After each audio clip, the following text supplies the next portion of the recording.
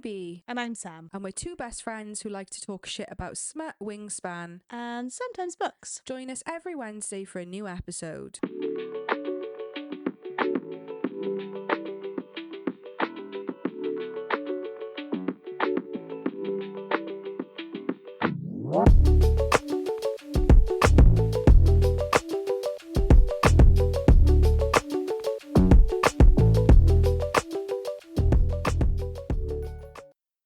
We'll do a little social media update.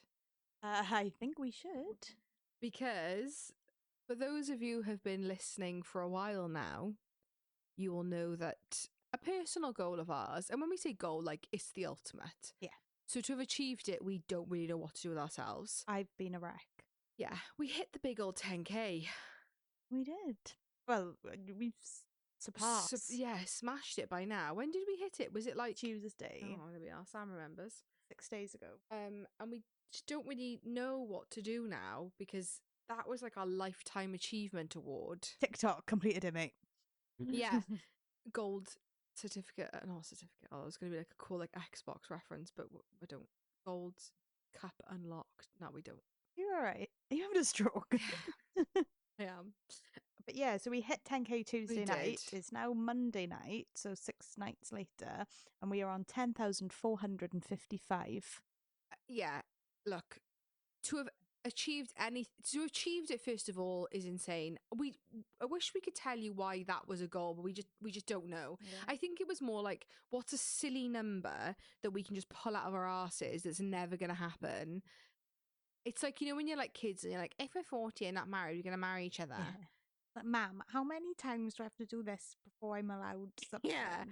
So that's what it was for us. And then to have achieved it now, and when we say we're like, we don't know what to do with ourselves, it's not that we're unbothered. It's because we're so overwhelmed by this that we just don't know how to act. And one of the things that like TikTok had been nagging us to do is going live, which we were really apprehensive to do because first of all, we're old. We don't really know what's going on. We also thought nobody was going to turn up. No. We were like, well, what do we list? Like, what do we talk about on a live? However, we're recording this coming off the back of our first live. Yeah.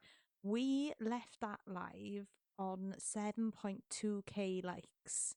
7.2k likes. And we didn't really know that you could get likes live. We thought it was just like people watching. So the likes concept really threw us because we didn't really understand. But we had book talkers asking if they could collab with us and come on the podcast, which is crazy. Yeah. We had so many questions. We so genuinely many thought questions. we would, like, we only set it for 45 minutes because honestly, I thought we'd be lucky if we get to half an hour. So we fumbled our way through it because we just thought we'd have like no content. Yeah. I poured myself a big old glass of wine because I thought, well, I'm going to need it to get through.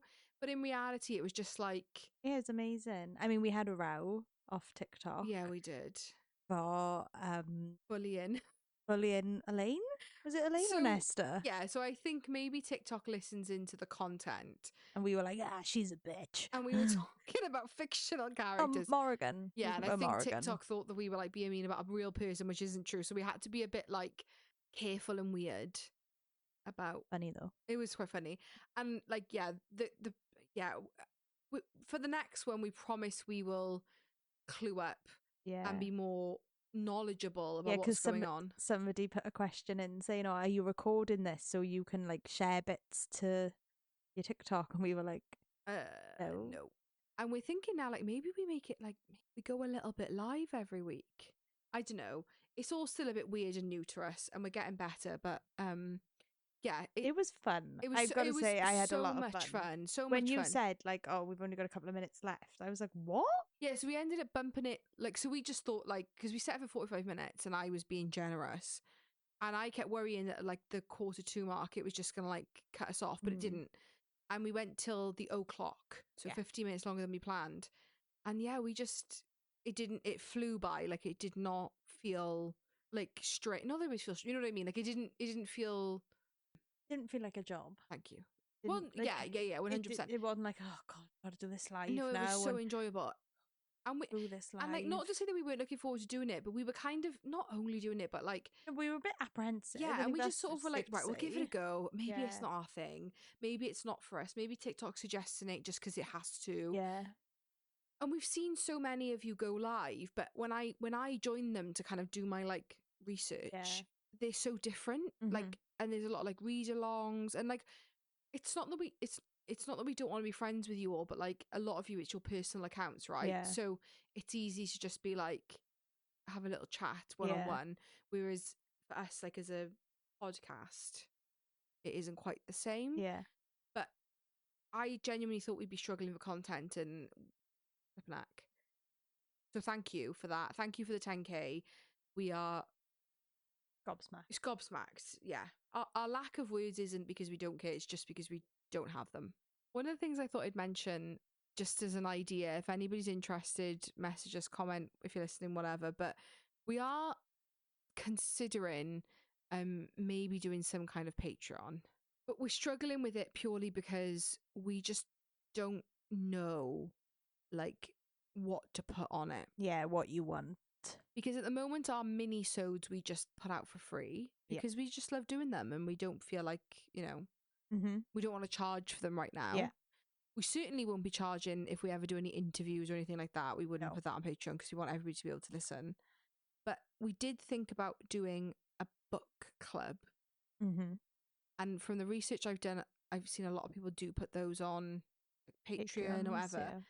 But again, like, is that and like when we say Patreon, right? We I think the lowest amount you can charge on Patreon is £3 a month. That is what we would. Yeah, yeah. We would absolutely not like. We would be taking the piss. No, like it'd be £3 a month, and it's as low as we can make it. If we could make it £1 a month, we would. Yeah. But yeah, we're just wondering, like, is that because we're thinking about doing the Shadow and the Ember series on Book Club? Yes. Which is kind of the prequel to the From Blood and Ash series. So I don't know, like, let us know what you think. We're a bit like up in the air about it. Yeah, we're unsure of what to do. So welcome to episode 16.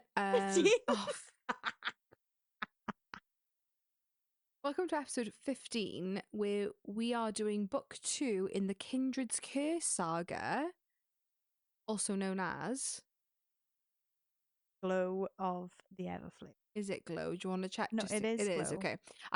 For me, right, it's really hard to know which one's because which. They get bigger.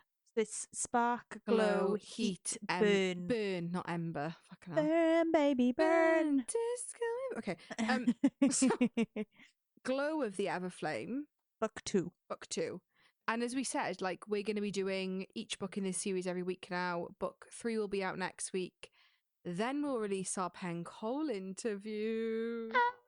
And then, fingers crossed, timing-wise, it works out for the 4th book. But if it doesn't, it'll just be a little... We've got From Blood and Ash ready to go anyway, so... So there'll be a little break, maybe a little From Blood and Ash wish list, and then we'll be straight back into Kindred's Curse saga. Yes. So, we start off where we left last week. Yeah. So, as I did last week, I have the book's dedication. To start us off, to ease us in. Thank you, Sam. So the book's dedication for book 2. For every spark that has lost its light and needs a little help remembering how to glow. They're lovely. She's beautiful. They're lovely little dedications. I love them. They're very lovely. I don't often. So when I vibe with a dedication, I vibe with a dedication. But I don't often. No. I would say there's probably only ever one series I could tell you I have memorable dedication. Silver Flames. They're just Akatar as a series. Yeah, Silver Flames is lovely. I don't think I could tell you any of Throne of Glass. I don't think I could tell you any of Crescent City. No, same. But this series has... They're just lovely. They're so sweet. Yeah. So thank you, Penn Cole. Thanks, Penn Cole. I feel them. I feel like they're written just for me. Yeah, it just feels like... personal. There's been a bit of effort put into. Not that I'm saying people don't put effort, but just they just hit hard. Yeah, they do. So we left off on Spark of the Everflame. We did, with Diem getting the crown, and that's how the book ends. Well, the book ends with a chapter from her mother's point of view, but That's where the book ends. So, Glow of the Everflame, Lily takes her to like a cabin in the woods. Yeah, so she kind of is outside her family home in a swamp with Teller, her brother, and Lily. Yeah.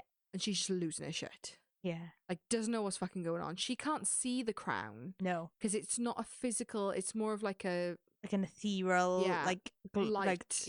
Like glowing above your head. But Teller and Lily are like, nah, you've definitely got the crown. And she's like, it's a hallucination. And they're like, nah, we can see it, babe. And so Lily says that there is like a hunting cabin, a royal hunting cabin, not far from where they are.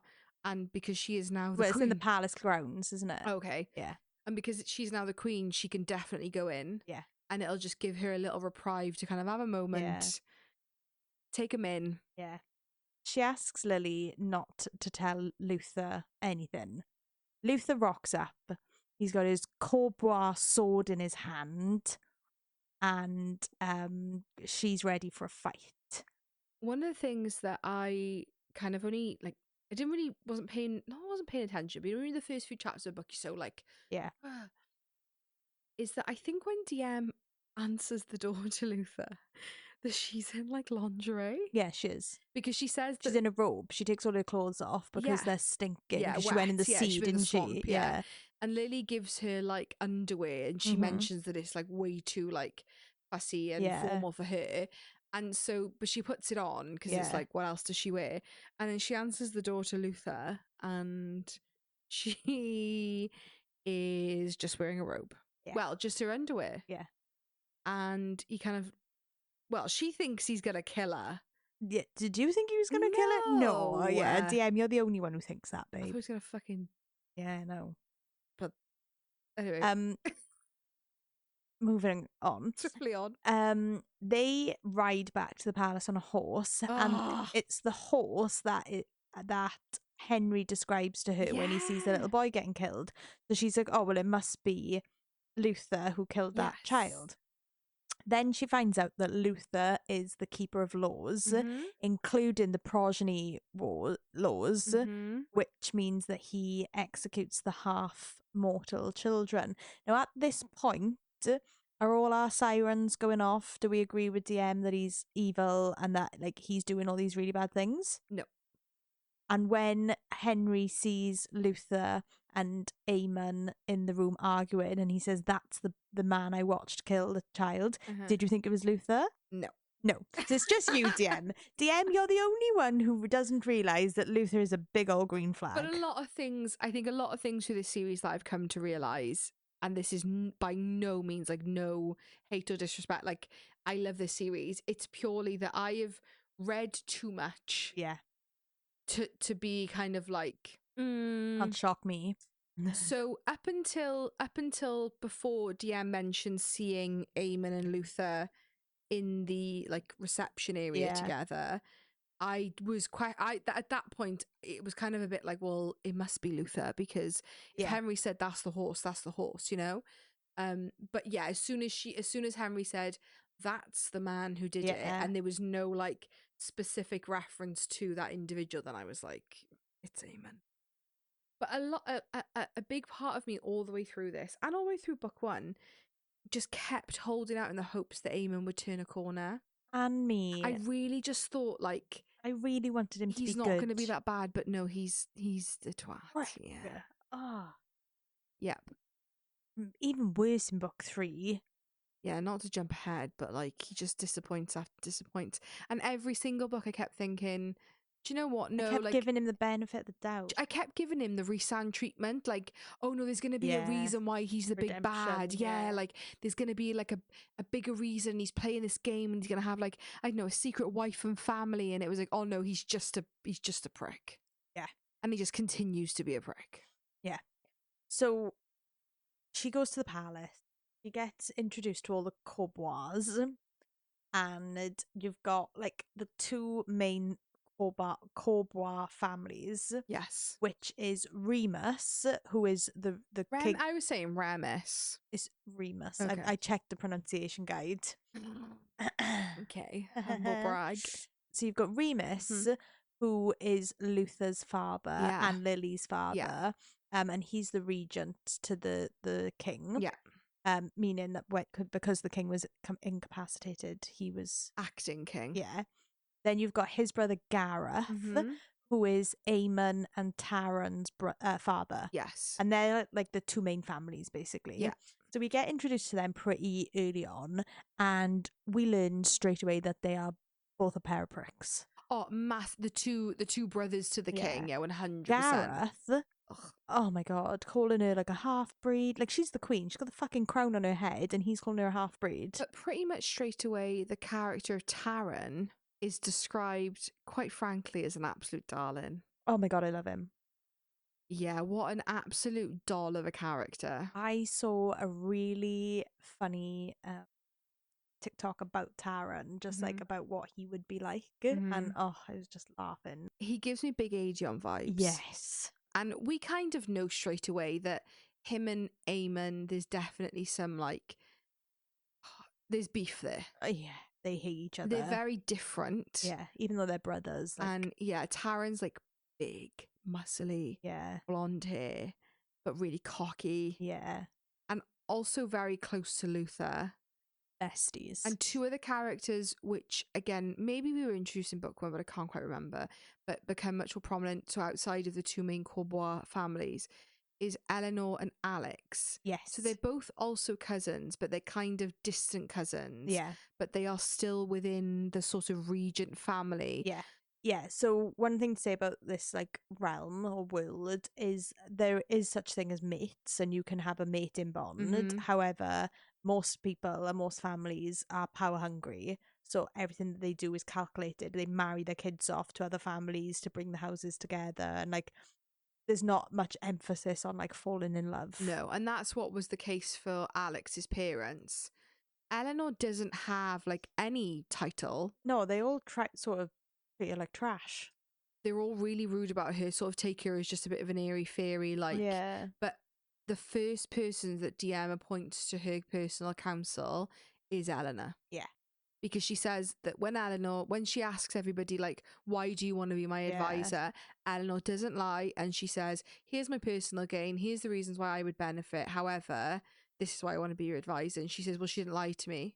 So that's why she's my number one. Quite early on in book 2, we meet Ileana. Yes. From House Hanover. Hanover. I'm just going off Penn's pronunciation guide. Hanover. Fine. Discuss Ileana. She's a fucking bitch. She's horrid. So we learn that is she a friend of Alex's, which is just fucking bonkers because she's a twat. Yeah, she's horrible. But she's she's like the third in the Royal Army, so like next down from Alex.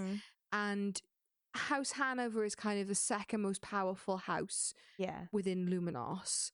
And we also learned that she was sort of promised to Luther as a bride. And this is what I mean, like how houses doing things for gain, and like she basically thinks like I'm gonna be queen consort because and Luther kind of says like, look, did we have a bit of a relationship? Yeah, but it definitely wasn't like out of love for him. No, it was mainly like functional. He sort of tolerated her, but you can tell towards the end it was definitely just like, I'm fulfilling my duty as king. Let's just get this over and done with, because he genuinely never felt that he would be able to marry for love. Yeah. But straight off the bat, as we like to say, she is a fucking bitch to Diem. So horrible. Like, she's got a fucking crown on her head. Have a bit of respect. She's horrible.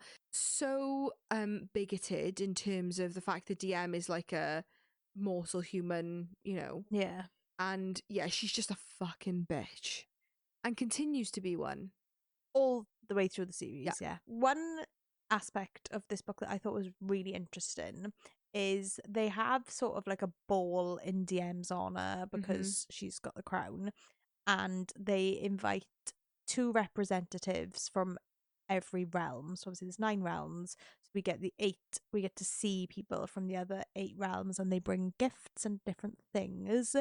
And I thought that was really interesting to see the interactions with the other realms and see what they're like and the sort of magic that they hold, because I think their gifts sort of like spoke to their magic. Like I think Montios gives her like a cloak that will always keep you warm. It's invisible, isn't it? No. Oh, it's always warm. Okay. Sophos or Sophos gave her like an orb that would answer a question, like an all-knowing orb. Like they all gave her things like that would like help her. Umbros gave her like an animal to feed to the Gryvern, and she won't give it to them. All I remember is the Umbros guy. So we like, so when we recorded episode 1, we'd read. Well, I was like basically done with book 2, and we kind of like briefly mentioned this with no spoilers. But one of the things we wanted to say about Umbros is that the guy from Umbros, who is like the Queen's second, but he projects into her mind him bending her over the throne. Fantastic. Which was one of the reasons why both of us were like, Umbros. Oh, it was amazing. Yeah, it was just a shame that realm isn't also Shadow, because I feel like he would be the perfect Shadow Daddy. Oh my God. Not that I'm mad at Luther being a Shadow Daddy. I'm just saying like that would have been the perfect coupling. But you know, we gotta spread it out a bit. Yeah. But during that ball thing, House Hanover, Jean, the son, Jean, like corners her, and they're all surrounding her, and he's like, "Show us your magic, then. Show us your magic, then." So that's a big thing about Diem in this book, is that she cannot summon her magic, and the only time she's been able to do it has been out of like pure fight or flight situation. So she cannot bring her magic forward just on a whim. And I'm trying to remember, because she does it for Luther, doesn't she, at one point? Yeah, he goads her into it though. But he gets her really emotional. But Luther's confident she has it. Another thing to note is that Luther is a simp for fucking Diem in this book. Oh my God. Like, she's acting queen and Luther is running around with her coattails like, anything I can get you behind. I'm here for it, right? Literally, I'm so cute. here for it. But he is obsessed with her. So am I though. Yeah. But it's adorable, and all he is trying to do throughout this entire book is gain her favour enough that she makes him her like personal hand. And she's fucking horrible to him. She won't have it, because I think with Diem, her biggest thing is if she puts trust in Luther, she knows she's going hard, and she's so scared that he has like this big ulterior motive. So whereas with others, although they've got ulterior motives, they're not quite as like drastic as Luther's. Yeah. So she's just so hesitant to trust him, because like she genuinely thinks he could be like off enough for the crown. Yeah, absolutely. Like, we never think that. No. Not for 1 second did I think that. I never question Luther's devotion. No, same. He's so obsessed with it. However, what I will say during this is Aemon is a little fucking snake, and for a while I kind of like trusted Aemon. Yeah, same. And so there's an instance where they have like a cousin's dinner. So all the cousins of the Corbois family go for dinner, and Diem goes as like Aemon's date. Yeah. And Luther shows up with fucking Ileana. Yeah. And I'm not going to lie, as much as I love Luther, there were so many things he did during that dinner that really like gave me the ick. Like, I get that he's like, I don't care about Ileana, sorry, but he didn't do enough to like, because I think there was at one point where like Ileana says something like, we're betrothed, and he doesn't go, no. He just sits there and says nothing. And it's like, if you're obsessed with Diem, like, fucking stick up for her. And like, show that you're obsessed with her. Because this Ileana's like running him out. And then there is an instance where like he goes out into the corridor and has it out with Ileana. Yeah. But that's in private. Like, why are you not doing that? Because Diem genuinely believes that you are like truly, madly, deeply in love with her. Yeah. It's all a bit fucked, isn't it? Yeah. Another thing that happens in this book that really fucking irks me is Henry. Oh my God. So in our predictions when we did them last episode, obviously again, I had to like pretend because I'd read this book. And I really was hoping that like Henry wouldn't appear in this book, because I just thought like plot wise, surely not. And to be fair, for the first good chunk, he doesn't. But then when he does, oh my God, is he a fucking little bitch? So he turns up at the palace. She drags him off on the night of that ball, isn't it? Where they all I'm before oh, this. Sorry. She sees him in like the mail room, and like is like, oh my god, and like drags him off to try and talk to him. She doesn't realise, but she drags him into Luther's bedroom. She doesn't know at the time that it's Luther's room. She just like pulls a door and drags him in. I thought it was hers. No. And she's like, oh, please don't be mad at me, blah, blah. And he's been horrible. And then she's like, we're still betrothed. Like, you'll be my king consort. I And think then she's does just he grasping onto anything. Yeah, but then does he fucking change his tune? Then he's like, Yeah. yeah, I'm gonna be king. And then like, she's like, almost fucking banging him on the bed. oh, and And then walks Luther comes in. That's why Luther's so mad, because they're in his room. Ah, I didn't realise that. Okay. And then Luther says something, and then he's like, I'm gonna be your king. She told you about 3.5 fucking seconds I know, ago. calm down. Who's got that level of audacity? Henry, that's who. Yeah, apparently. He's a prick. He's a prick in all the books, I think. Oh, I mean, no spoilers for book 3, but like, it don't get any better. No. So yeah, Henry's just not the one in this book either. No, I think, and don't get me wrong, right? I don't want to say I wasn't disappointed with the amount of Henry. Like, it isn't loads. And I think the amount of Henry that we get is necessary to the plot. Yeah. I think it's just like, it's, you know, I totally understand why Penn Cole does it, right? Like, Yeah. 100% I understand it for a plot reason. I think it was just me like, I just want you to be in love with Luther and you need to fuck this guy. But like, also, do I enjoy this series so much because like, oh my God, does she keep you like, and the anticipation is like insane, you know? Yeah. If she gave it all to you in book 2, you'd be like, yeah, oh, you know? But yeah, Henry's a little fucking bitch in this. Oh God, he's the worst. So another thing that happens in book 2 is she has to go to the king's funeral. Yeah. And obviously a mortal funeral is how we know funerals, so that you all wear black. However, the descended, being the fucking descended, when you go to a funeral, you need to be glitzy and glammy and you need to wear red. And so up until this point, Eleanor has been a really good advisor. Very good. And really good at like guiding her in her queendom. And Eleanor doesn't not guide her in this because she just can't be asked. She just genuinely forgets. Yeah. And doesn't comment on what she should wear. So Diem's just like left her own devices, like, well, just wear black because that's what we do. Shows up on her Griven, which name is Sorai. Thank you. So she shows up on that and gets off at the arena that they're holding this funeral, and very quickly realizes, oh fuck, oh shit, I'm a bit like, and not only is it just underdress, it's kind of considered like offensive to wear black. Yeah, so basically the crowd should look like glitter and blood. Yeah. Weird, but okay. And yeah, Diem isn't doing that. So everyone's like whispering about her, everyone's shocked. Yeah. And then she should light like the funeral pyre. Yeah, well, sorry, the other thing I was just going to say was that she shows up and Eleanor, so they're kind of in this royal box, aren't they? Yeah. And Eleanor has a wobbly and says like, oh my God, I'm going to quit as your advisor. I'm so sorry. I'm so terrible. And Diem's like, look, did you mean to do it? And she's like, no. And she's like, well, it is what it is. We learn from our mistakes and we'll carry on. The other thing to note, which I just fucking loved about this scene, was they kind of sat on these like sofas in rows, and Diem doesn't want to sit by Aemon.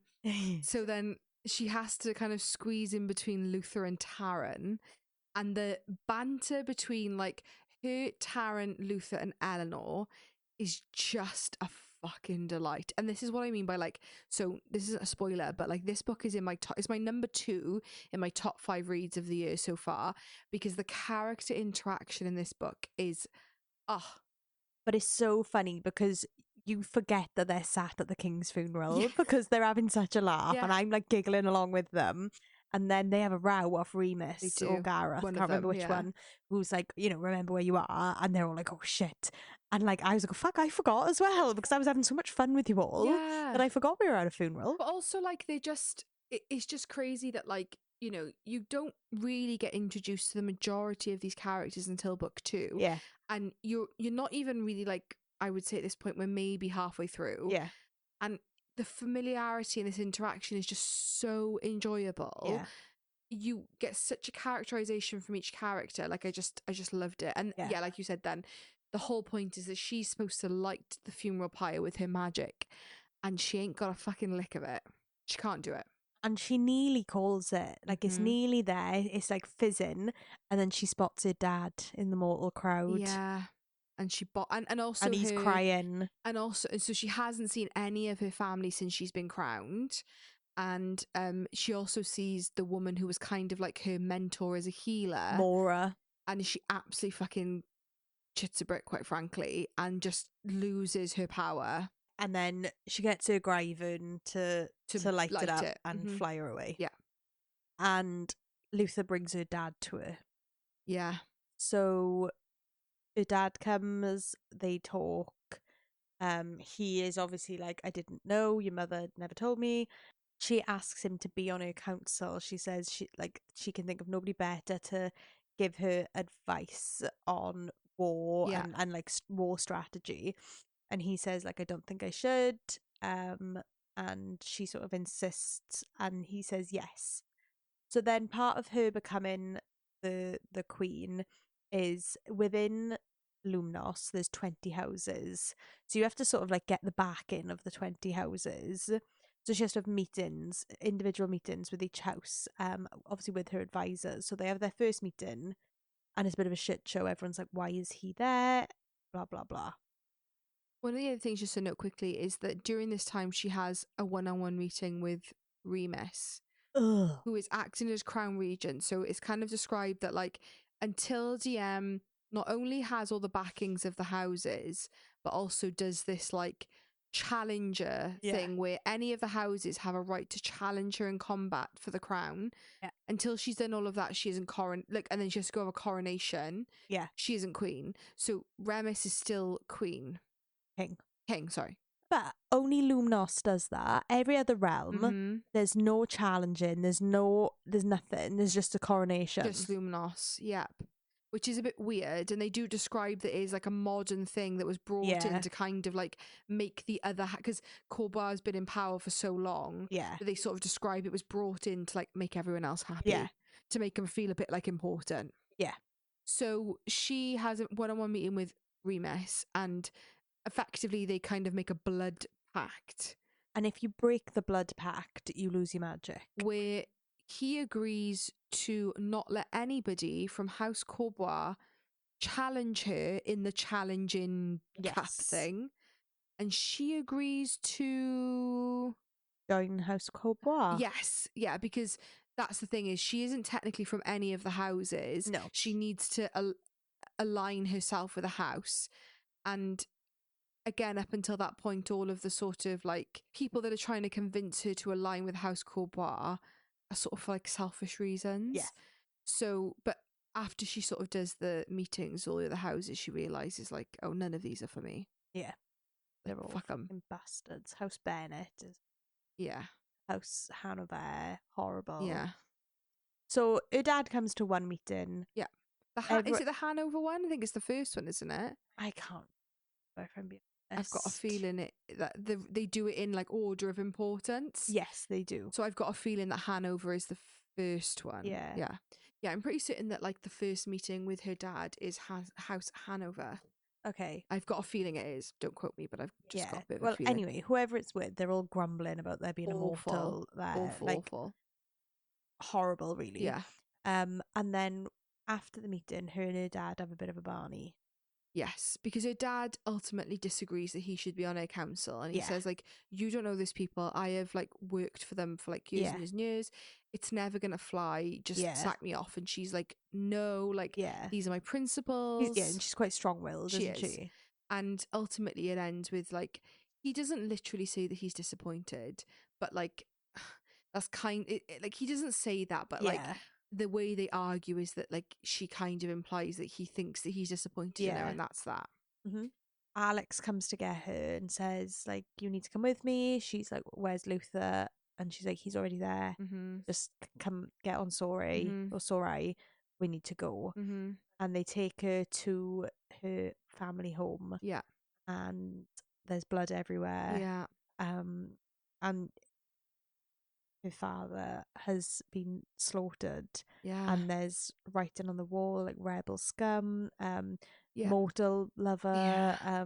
It's rough. Oh, it's awful. The other thing to note is like up until this point, all of her little like intimate moments she's been having with Luther have been him saying, I will do anything to protect you and the people that you love. Yeah. And he puts his like best sentries on watch of her father because she knows that her father and Tella are going to be like number one victims. And when she gets there, the sentries have been killed and Luther's basically standing in the house covered in blood. Like, what the fuck?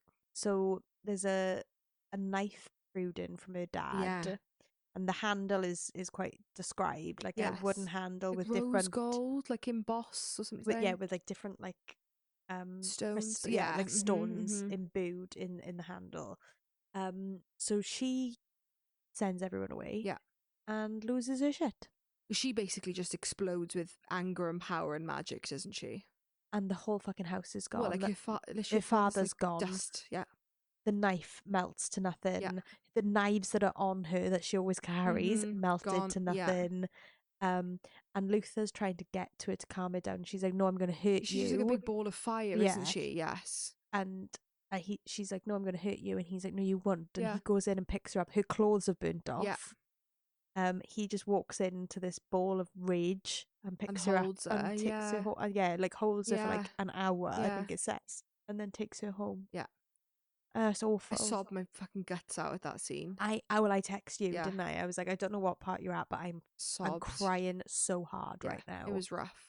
So yeah, she really hits rock bottom at that point because like her mum's fucked off. Yeah. Obviously Tella's still okay, but the way she ended things with her dad and like the fact that I think she ultimately feels disappointed by Luther because he promised that like he would keep him safe and he doesn't. Not that I don't feel like Luther's to blame, but like it's just rough for everyone. So fast forward to the challenging. Yeah. Because she gets there and she has these other meetings with the other houses and basically is like disassociated through all of them. Yeah, they all go to shit. Remus basically just does it for her. Yeah. And then on a rare occasion she sort of pipes in and is a bit shitty with everyone. She's also because a lot of people have got very strong opinions on how the mortals should be handled. And also in the meantime she's been trying to train with Luther, Taryn and Alex in the dungeons in some attempt to get her magic going. Taryn's like goading her all the time, like nothing works. Like she's just, it's just not happening. Also to point out, the night before the challenging, she goes to see Henry and he's left the realm, gone away. And she's like, does her dad get buried after the challenging or before the challenging? He doesn't get buried. No, but the funeral where Henry doesn't show up. Okay, so that's another scene. They kind of have like a makeshift funeral for her dad. Yeah, they put a knife into the floor, don't they? Yeah, and basically like Henry's dad is there, but Henry doesn't show up. And then he shows up right at the end and she like runs into his arms and is kissing him. And I'm like, oh, Diem, you're such a mug. I just think like at this point she was so deep in her grief that like she just needed something to feel for. Yeah, it's all right, Diem. We'll let you. We'll give it. We'll let it pass. But she just needed like something to feel like human, you know, like because everything had been taken away from her. So we get to the challenging and basically. Not that these meetings have gone well, but she's managed to effectively piss off all 20 houses. Well, has she? Because she thinks the the meetings have gone well. Just before she goes down to the challenging, next Luther in front of everyone. Then she goes down to the challenging. Yeah. And all 19 houses challenge her. Or 20. Oh, it's called the 20th. Sorry. Yeah. Okay. And then Luther speaks up and says, I challenge. But the sort of ordeal with this is not every single person gets to challenge it. It's the strongest. Yeah. So at that point, before Courbois does, Jean or Jean from House Hanover is the most powerful. Yeah. But she knows she's going to get fucking rocked regardless. Yeah. They are out for fucking blood. Yeah. And then Luther turns around and says, I'm going to challenge you. Immediately, Remus loses his magic. Yes. So, because that was the blood deal. Yeah. It's all fucking uproar. Everyone's losing their heads. And she says to Remus, if you let me pick my challenger, I won't tell anyone your magic's gone. Yeah. I'll keep it a secret. You can still be my advisor. I can make people think you're powerful without you having to show your hand. Because he's basically saying, I've made so many enemies. If they know I don't have magic, they're all going to kill me. Fucked, yeah. So he says, like, oh, you know, in this rare event that's never happened before, she'll get to pick her challenger. And she makes all the challengers line up. Then we realise they start saying like, we didn't want to challenge you. House Hanover said we had to, and that they would be the one picked. They told us we had to do it. They don't want to. However, the weakest house, who I can't remember, No, I can't remember the name either. the man from that house who challenges her is the man from book 1 who is killing his child and mortal lover. Yes. And she stops him. So he's already seen her power and she picks him. Yeah, because she's like, I'm going to fucking end you. If there's anybody here that I don't feel bad about killing, it's going to be fucking you. However, just before this, there's this big tension because she genuinely believes that this was Luther's plan all along and that he was going to double cross her at the challenge and try and fight her. But like, I'm sorry, again, this is, when I say I'm frustrated, this is not a hate. This is just like, you're supposed to feel frustrated. Like, I get this isn't like a hate the book because I loved it. But you're like, I was screaming because I'm like, how can you not see that Luther is challenging you because he wants to die? Yeah, He'll happily let you kill him. He's the only person that knows what type of magic that you have. Yeah. He'll happily let you kill him so that you can become queen. But she genuinely thinks that Luther's trying to kill her and she's fucking fuming. She is tamping. So they go into this little kind of like pre-challenge tent and, I mean, guess it was steamy. It does. Which is lovely because I was so sick of the like, will they, won't they nonsense at this point. Climbing like a tree, Diem. Yeah. So she goes out to fight Ron Gislane. Thank you. And she's trying to be witty. She picks up sand and like blows it in his eyes. Well, because she knows she's got no magic. She's hiding behind things and like he's about to kill her. And she talks about this quite a lot, that when she feels like her magic's about to show, she feels like she's drowning. Yeah. And like she thinks she's dead, basically. So she gets to that point, her magic decides to show up and she starts beating this guy. Yeah. And she basically says like, I'm queen now, blah blah blah. If you walk away, I will spare you. So he's like thankful for his life, and like everyone's like asking for blood. There's like a barrier where everyone's sitting to keep them safe, and she breaks through that. A magical barrier, and she strangles the crowd with her shadows. Yeah, she sends shadow vines out into the crowd and strangles everyone. So like everyone knows how powerful she is. She's proved herself. So she leaves him there. She's walking away. He comes running at her with a knife, and her fight or flight instinct takes over and just like turns him to dust. Yeah. There's no like magic. She just looks at him and he turns to dust. Which is very similar to what she did with the wolf in the first book, but she obviously just didn't see it happening. Yeah, because she closes her fucking eyes all the time. So, basically, like, you know, she's now the fucking queen. Well, she's unchallenged at this point. Yeah, so Luther's fucking buzzing. Oh my god, her showing her magic really fucking gets him off. I was gonna say, he's a fucking rock hard. Literally, he fucking loves it. Yeah. And he loves it when she's like sassing him and like, oh my god. Great. So the only thing left now is her coronation. Yeah.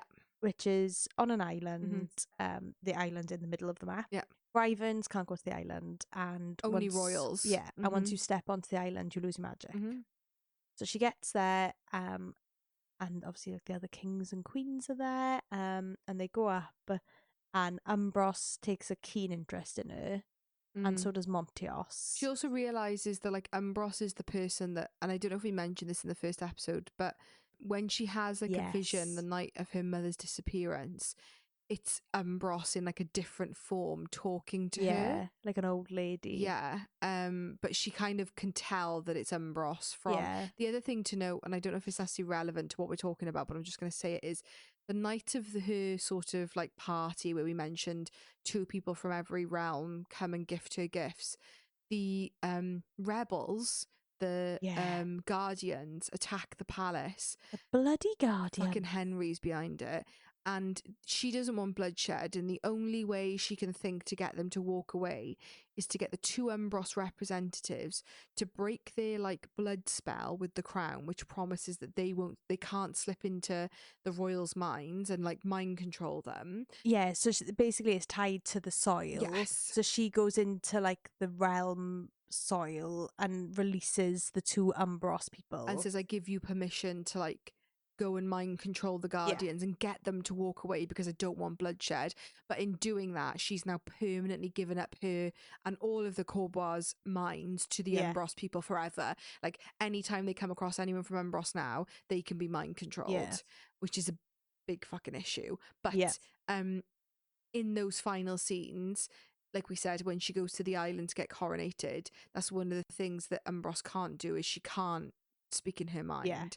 But she definitely knows that she was the woman that showed up. Yeah.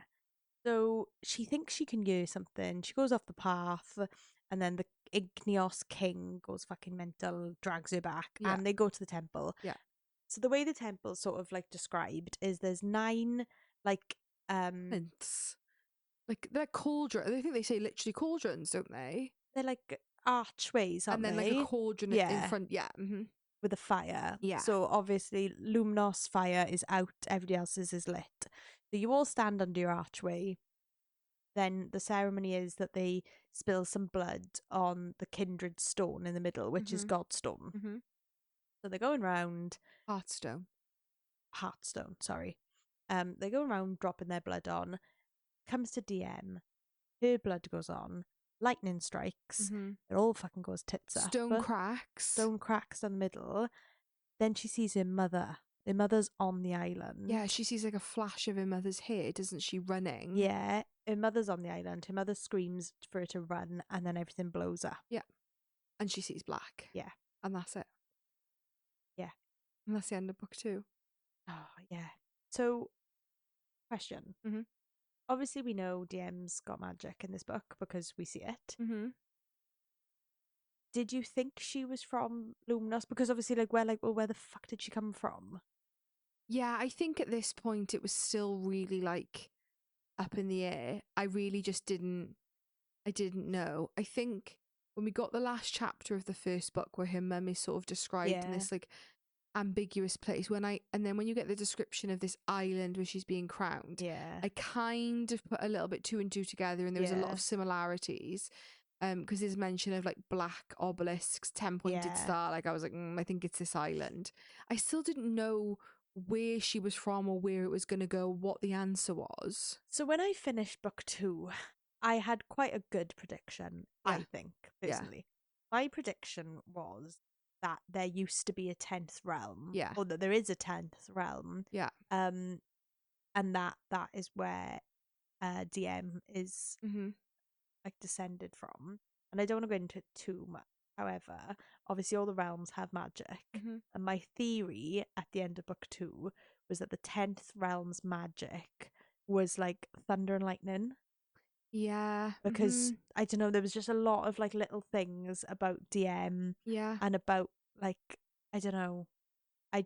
For me, I feel like the magic in the 10th realm, if there's a 10th realm, is thunder and lightning. I think that was one of the hardest things for me when I was coming up with a prediction. Yeah. Because I agree with you. I had a part of me thought, oh, it's the 10th realm, or it was this she's one of the original old gods. Yes, we discussed that. This Was the other thing. But the biggest curveball every single time with Diem is that her magic is of Luminos. Yeah. And that's what's so confusing, because it's why would she have the magic of Luminos? Yeah. If she was from a different realm, she would have whatever that magic is. Or if she was a god of the old gods, her magic would be completely different. Yeah. So that was my only thing right up until the very end of the second book. It's very clear, like you said, that her magic is Luminos. Yeah. And she said she can, I can't think of this a term that Penn Cole uses, but she can feel the earth. I can't think of what that term is, but she can tap into the magic of the realm. Yeah. And it's very connected to Luminos. Is it called their Temir? Tamir, yeah, maybe. So that was what was really throwing me every single time, is I have all these theories, but her magic is always connected to Luminos, and I was just I'm just not sure. Yeah. So book 3, who did you want it to be with? Are we still team 100%? No redemption for Henry? No, fuck Henry. Fuck him. Fuck him so much. Luther's endgame, and if she doesn't end up with Luther, I'll be very upset. Yeah. But yeah, I mean, although Luther's, my one thing I will say is, although I got very frustrated with Diem during this, I will have to say that Luther plays fucking hard to get. Yeah. And he makes these big accusations and big devotions of like, I'll do anything to save you. But then when she's like, but like, will he fucking kiss her? Yeah. No, like, it gets a bit better towards the end of book 2, but like, he, I don't know, he like, there's tense and then there's tense. yeah, he like, I can kind of understand sometimes why DM's a bit unsure. Yeah. Because he done fucking beat around the bush. Yeah, no, I agree. Yeah, it's a tough one. Any other predictions that you had going into book 3? What about your mother? Yeah, I really hoped that we would see more of her mum in book 3 because, like we said, we get like 0 in book 2. Yeah. And it's literally in that last scene. It's such a cliffhanger. So I really do hope we get more of her mum in book 3 because even at the end of book 2, we still don't really have any answers. Do you have any predictions about her mum at the end of book 2? I definitely am still hard on that she's the leader of the Guardians. Yeah, like I'm still big on that belief. I don't think there's anything that is suggested otherwise. And the fact that now that we know there was this explosion and the mother shows up, that makes me a bit like, is she? Yeah. What else in terms of book 3? I know that book 3 is a really fucking big book, much bigger, huge. than It's like 1,000 pager, isn't it? Yeah, big book. Which didn't feel like that though. It didn't. Do you know what? Like, no spoiler, but like reading book 3 felt like reading book 3 and 4. Yeah, that's true. And I actually read a lot happened. I read an interview with Penn Cole about that, where she comments on it because she said a lot of like people and her natural instinct was to split that into 2 books because it's so big. But she was really firm on releasing it as one. Okay. And it kind of is split into, now that we've read it, it is really split it's into 2 in part parts. 1 and part 2, isn't it? There's like it says part 1 and then you get part 2. I just think when you're a fantasy lover and you're that far into a series, I don't think you care. If it was book 1, like, yeah, it might have felt like a slog. Or 2. But, yeah. But I prefer to get it over and done with. Do you know what I mean? Yeah, like, yeah. I'd rather read a big giant, and when I say filler, I don't mean this in a rude way, but like, I'd rather read a big filler book as book 3 because then I know book something 4 I'm done, you know? Yeah, something big's coming. And although it was a long read, it never felt like a slog. No. The fact that it's split into 2 definitely helps because really it does just feel like 2 books. But I knew, unfortunately, because of the size of the book, and this isn't a spoiler, that they would end up spending some time apart. Yeah. Sadly. Yeah. What did you rate book 2? It's my favourite of the series. So again, not a spoiler for book 3, but this is it was a 5-star read. Yeah. It was. I've really enjoyed the whole series. I'm glad that we did it. Oh, knocked it out of the park for me. Like, and I can't believe book 4 is coming out in like 3 weeks. I know. It's just, like I said, in terms of plot, this is not like a hate, but like, is it the most like gas plot twist? No, but it's the character development, and that's what we're here for. Like, we would much rather a character driven plot than a plot driven plot. Yeah, and the character development is just incredible. What we see in this book of Lily, Tella, Alex, Eleanor, Taran, is so wonderful. Yeah. Wonderful. Even like the development of Ileana and House Hanover, you know, even the bad people, like the bad guys, like, it's still wonderful. It's very, very political, but not in like a dry way. It's really enjoyable. Not like confusing or like snore. No. Like, easy to follow. Yeah. Yeah. An absolute delight. It was a 5-star read for me, without a doubt. I really enjoyed it. 5-star. I think it's going to be a 5-star series for me. Without a doubt. Yes. Unless like something goes really fucking squiff in book 4, I think it's going to be a 5-star series for me. I think it is. It's going to be a 100% something I reread. Yeah. We're counting on you, Penn. We are. I'm excited now for next week. Well, not only to talk about book 3, we're speaking to Penn Cole, and then fucking book 4 comes out. Yeah, I'm so excited for the end of this series. Thanks so much for listening. Follow us on TikTok and Instagram at a pod of Smut and Wingspan. See you next week. Bye.